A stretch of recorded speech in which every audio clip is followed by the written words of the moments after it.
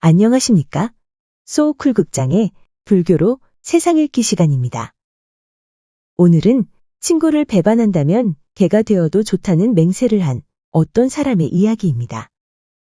구독과 좋아요 그리고 알람 설정 부탁드립니다. 재미있고도 좋은 글로 보답하겠습니다. 옛날 경기도 안양 땅에 김대식이란 큰 부자가 있었다. 그는 어릴 때 조실부모하고 먹고 살 길이 막막하여 고향을 떠났었다. 한양 칠패시장으로 가서는 온갖 굳은 일을 다하면서 살았는데 희한하게도 20살이 지나서부터는 하는 일마다 돈이 됐다. 한 20년 정신없이 사업을 하다가 어느 날 계산해 보니 죽을 때까지 써도 다 못 쓸 만큼 엄청난 돈이 수중에 있었다. 그러자 돈을 버느라고 인생을 낭비하는 것이 너무나 못난 짓 같았다. 그래서 어느 날 사업을 정리하고 고향으로 돌아왔다. 그는 어릴 때부터 독실한 불교 신자였다. 그래서 자기가 잘 된 것이 모두 관세음 보살 덕분이라고 생각했다. 고향에 온 기념으로 대식은 큰 마음 먹고 절집을 한 채 지어 부처님에게 바치기로 했다. 대식은 여러 군데를 수소문하다가 호구산이라는 산을 하나 샀다. 그런 다음 그곳에 관음사라는 절을 창건하고 관음전 법당을 새로 건축하였다. 호구산이라는 이름은 그 모양이 호랑이가 웅크리고 있는 모습과 같다고 하여 붙여졌는데 높이 700여 미터의 산이었다. 낙성식 하는 날 대식은 목욕한 후 새 옷을 갈아입고 관음전에 들어가서 축원과 맹세를 바쳤다. 대자대비하신 관세음 보살님이시오. 우리의 죄를 소멸하여 주시고 복을 이루어 주는 동시에 모든 중생을 이 백화도량으로 이끌어 제독게 하여 주소서. 주지로 모신 당계 스님도 관음전에 들어가 꿇어앉아서는 관세음 보살께 예배하고는 화주의 안녕을 축원하였다. 두 사람이 예불을 마치고 법당문을 나오려는데 갑자기 절 뒤에 있는 절벽 근처에서 곡성이 크게 들려왔다. 이상하게 여기고 주지 스님과 함께 절벽 위에 올라가서 보니까 어릴 때 동무 이한경이 언덕에 절벽 끝에서 울고 있었다. 대식이 깜짝 놀랐다. 이게 웬일인가? 자네가 어찌하여 이곳에 와서 울고 있는가? 그러자 한경이 눈물을 흘리며 목맨 소리를 하였다. 자네 보기에 면목이 없네. 내가 남에게 진 빚이 많아서 나무에 목을 매어 죽으려고 했지만 내가 죽고 나면 혼자 남을 마누라가 불쌍해서 죽을 수가 없었다네. 그래서 이러지도 저러지도 못하고 신세 타령을 하고 울며 앉아 있는 것일세. 그 말을 듣고 대식이 말했다. 참 잘 왔네. 우리 절에 모신 관세음 보살님이 자네를 도와주실 걸세. 대관절 빚이 얼마나 되기에 죽으려고 했단 말인가? 자그마치 3만냥이라네. 어쩌다가 그렇게 큰 빚을 졌단 말인가? 살림을 일으켜 보려고 빚돈을 얻어서 시작한 장사가 번번이 실패하고 보니 이 지경이 되었다네. 친구 간에 그런 말을 들으니 가슴이 아프네. 사람 나고 돈 났지 돈 나고 사람 났겠는가? 나도 지금 산을 사서 절을 짓고 불사하느라고 돈에 여유가 없다네. 하지만 3만냥 정도는 빌려줄 수 있으니까 내게 갚을 생각일랑 말고 가져가서 빚을 갚게. 그런 다음 몸을 일으켜 잘 살아 보도록 하게.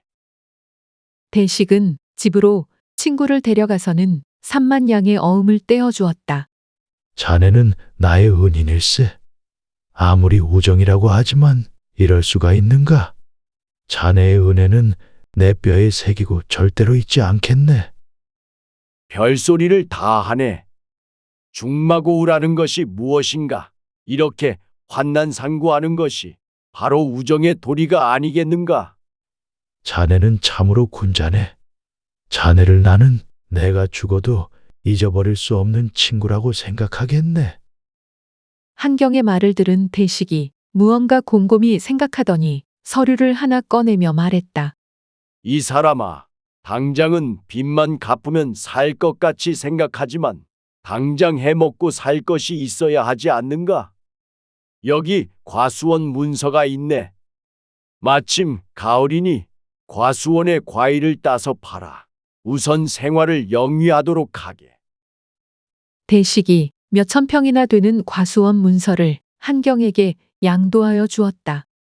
그러자 한경은 너무 감격하여 관음사 관음전 법당을 향하여 머리 숙여 절하고 맹세했다.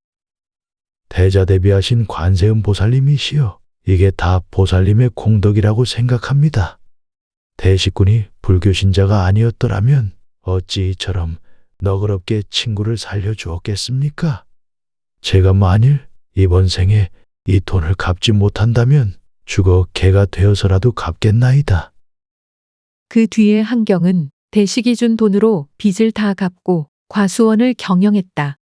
한경은 딸 하나, 아들 둘, 삼남매를 두었는데 딸을 대식의 아들인 시완에게 주어서 성혼시키겠다고 먼저 말을 꺼냈다. 그런데 대식이 준 과수원에서 한경이 뜻밖의 큰 횡재를 하게 되었다. 어느 날 과수원에서 일을 하다가 나무 밑에서 토금으로 묻혀 있던 순금 덩어리 2개를 발견한 것이다. 한경은 그것을 내다 팔아 부자가 되었다. 그런데 이게 웬일인가? 어찌 된 일인지 대식은 그때부터 실패를 거듭하여 파상케 되었다. 그런 일이 벌어지자 한경은 빚 3만 양도 갚지 않고 딸도 며느리로 주지 않았을 뿐만 아니라 아예 종적을 감추어 버렸다. 한경은 황금에 욕심이 들어서 돈을 더 벌려고 송도에 가서 무역업을 시작하였다. 그러다가 협잡꾼에게 속아 재산을 송두리째 털려버리고 몇 년 안 가서 알거지 신세가 되었다. 기가 막힌 한경은 길가에 쓰러져 울다가 잠이 들었는데 꿈속에서 어떤 큰 집에 이르러 밖에서 개구멍으로 기어들어갔다. 그런데 마당에 뜻밖에도 대식이 있었다. 양심에 찔려서 어찌할 줄을 모르다가 사과하려는데 문득 대식이 그를 봤다. 이 개가죽을 쓴 친구가 무엇을 또 얻어먹으려고 왔느냐? 하고 대식이 발길로 찼다. 한경이 도망하여 뒷마당에 들어가서 보니까 2 아들과 아내가 개가 되어 있었다. 깜짝 놀라서 자기 몸을 돌아본즉 자기도 이미 개가 되어 있었다. 아내에게 물었다. 이게 대체 어찌 된 일이오? 그러자 아내가 대답했다. 당신이 호구산 관음사에 계신 관세음보살님께 맹세한 일을 잊었소. 당신이 마음을 잘못 썼기 때문에 보살님께 맹세한 그 말대로 된 거요. 인제 와서 우리가 누구를 원망하겠소? 문득 일어나니 꿈이었다. 놀라 집으로 돌아가 본즉 벌써 2 아들이 죽었고 아내도 곧 죽으려고 하는데 허공에서 무슨 소리가 들려왔다. 아버지, 김대식 씨의 은혜를 저버렸다고 하여 저승의 명부시왕이 뜻을 모아 우리 모자 셋을 개가 되게 하였어요. 아버지도 오래지 않아서 저승사자에게 붙들려 가서 시왕님의 판결을 받고 이 집으로 개가 되어 올 것입니다. 그러나 누나만은 남은 인연이 있는 까닭에 개가 되지는 않을 것입니다. 하고 말하는데 그 목소리가 꼭 큰아들의 목소리와 같았다. 그 뒤에 불시에 화재를 당하여 집마저 타버리니 한경은 마침내 집도 절도 없는 가련한 신세가 되었다. 할 수 없이 한경은 딸을 데리고 안양으로 대식의 집을 찾아갔다. 그간의 대식은 다시 살림이 일어나서 큰 부자가 되어 있었다. 게다가 대식의 아들인 시완은 벌써 어떤 양반집 딸과 혼인하여 잘 살고 있었다. 한경은 대식을 보고 애원하였다. 기명을 대할 면목이 없어. 너무나 염치 없는 일이지만 내 딸을 데리고 왔으니 며느리로 받아주시면 감사하겠소. 그러자 시완이 아버지 대신 나서서 말했다. 이 선생님, 말 같지 않은 말을 하지도 마십시오. 달면 삼키고 쓰면 뱉는 것도 분수가 있지 않습니까? 선생이 3만 양의 빚 때문에 죽게 된 것을 우리 아버지가 갚아주고 더구나 과수원까지 주지 아니하였소. 우리 과수원에서 금덩이를 얻어서는 말 한마디 없이 송도 땅으로 도망가서 장사한답시고 중국 땅 낙양으로 장안으로 왕래하며 호화판으로 잘 살더니 급기야 망하니까 무슨 얼굴로 우리 집을 찾아온 것이오. 우리 집이 기우니까 아주 망할 줄 알았고 선생은 횡재를 하니 아주 잘 살 줄로 알았죠. 하지만 이 세상은 그리 만만한 것이 아닙니다. 오늘날 이 마당에 무슨 염치로 다시 찾아왔단 말입니까? 그 우물에 물을 안 먹으려고 똥을 퍼넣어도 다시 먹게 되는 것이 세상 이치랍니다. 그러니 사람은 마음을 곧게 써야 합니다. 일찍이 관음보살님께 맹세한 대로만 하였으면 이렇게 되지는 않았을 것입니다. 그러자 그 집에서 3마리의 강아지가 쫓아나와서는 한경을 바라보고 슬프게 짖었다. 한경은 이 강아지들이 자기의 처자라고 생각하니 정신이 아득하였다. 한경은 시완을 붙들고 애원했다. 오갈 데 없는 내 딸을 그대의 후실이라도 받아들여 주었으면 결초보온하겠소이다. 그러자 대식이 아들에게 권고했다. 아버지의 소행이야 괘씸하지만 딸이야 무슨 죄가 있느냐. 그러니 네가 용서하고 받아들여서 둘째 아내로 삼도록 해라. 아버지의 말에 효자 시완은 생각을 돌려 허락하였다. 그러자 한경이 대식에게 고맙다고 고개 숙여 용서를 빌었다. 그러자 대식이 한경의 등을 두드리며 말했다. 나에게 용서를 구할 필요 없네. 우리 사람들이야 늘 죄를 짓게 마련 아닌가. 내가 아니라 중생을 구제하고 이끄는 관세음 보살님에게 자비를 구하게. 하지만 거짓으로 하면 안 되네. 한경은 그 딸을 시완에게 맡기고 관음사로 올라가서 대식의 충언대로 관음보살께 천일 기도로 죄업을 참회했다. 그러다가 마침내 머리 깎고 출가해서는 부인과 아들이 개의 탈을 벗고 극락왕생하기를 10년을 하루같이 발언하였다. 그 뒤 10년이 지난 어느 날 밤에 한경이 꿈을 꾸었는데 두 아들이 어머니와 같이 와서 말했다.